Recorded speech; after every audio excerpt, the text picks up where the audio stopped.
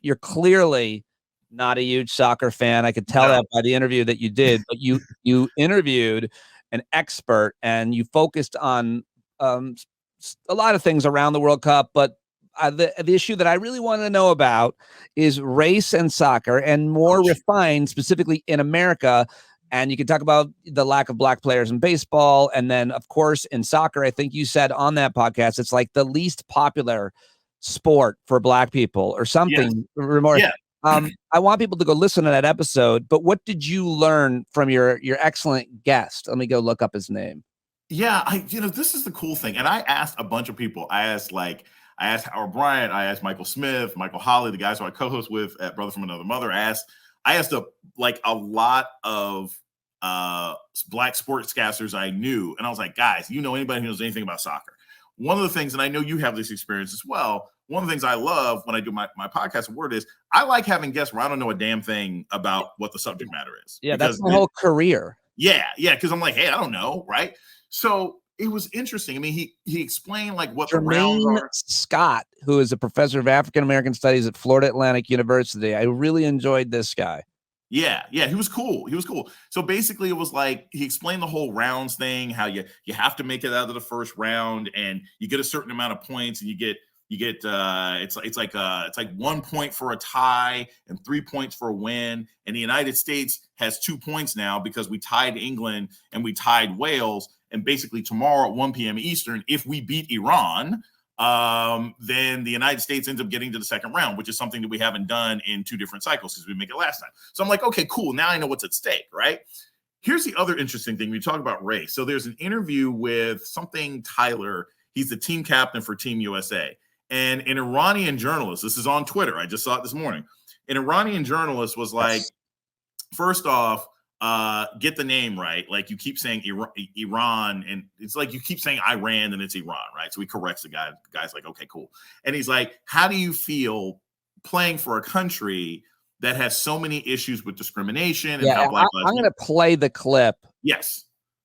I'll play it. Let me just remember before. So now you can comment on it. His name is Tyler Adams. He's a real well-spoken, smart guy. And I say that because I'm talking about athletes and they aren't always. Yeah. Not knowing the fact that is he mixed race? I don't know. He said, anyway. I think he's black and he was raised by a white family. He said he's black and raised by a white family. Anyway, the question, folks heard it. So what do you want to say about that?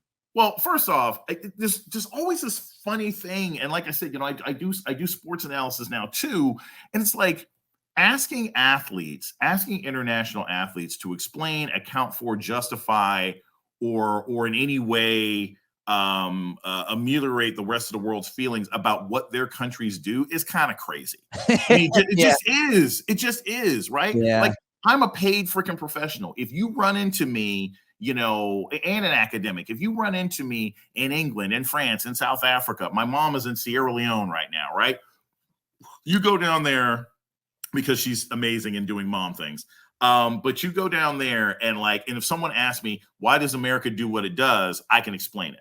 But asking a professional athlete that question is always sort of silly for me, unless the person has said, hey, I'm the athlete that this is what I do, right? Because you know what, you could end up talking to Ali or Jesse Owens or more, now Megan Rapinoe or Colin Kaepernick or the great Brett Favre, who's very outspoken.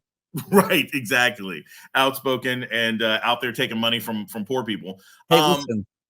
So I didn't think it was a great question. It was the volleyball stadium. I'm sorry. I talked over you. What were you finishing the point about?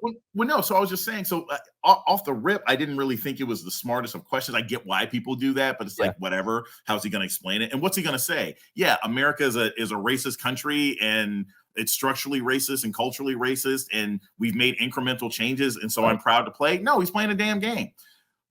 What I would also say is this. And this is something very funny coming from an Iranian journalist. He's lucky and fortunate that Tyler didn't turn around and be like, dude, are we really going to have this conversation about oppression? I mean, first off, we could talk about FIFA in general and what was it John Oliver said? Yeah, it could have been if he was like really, I don't know, ballsy and knew his beats. he could have just nailed that. He must have known that question was coming from the Iranian journalist. I would hope they would have coached him to tell him, hey, that guy's out there and this is going on, because he has nothing to do with the whole controversy over the Iranian flag thing. But still, yeah, he can't control that. And so I thought, he didn't answer the question. It's not how I would have answered it. It's not even how I would have answered it as an athlete. right. But I say that to say that's the typical kind of issue about race when it comes to these sports, that nobody wants to give a crap about the racial backgrounds and identities of these people coming from oppressed and manipulated and colonized countries. But then when you're representing a particular nation, they want to ask you all these deep and meaningful questions like, what the hell are you really supposed to say? And how much level of training do you have in answering those questions? Somebody could ask me, you can ask me about any job I work at right now, Pete, and what am I going to tell you? Okay, like they work for America. Are they really going to say what they actually think?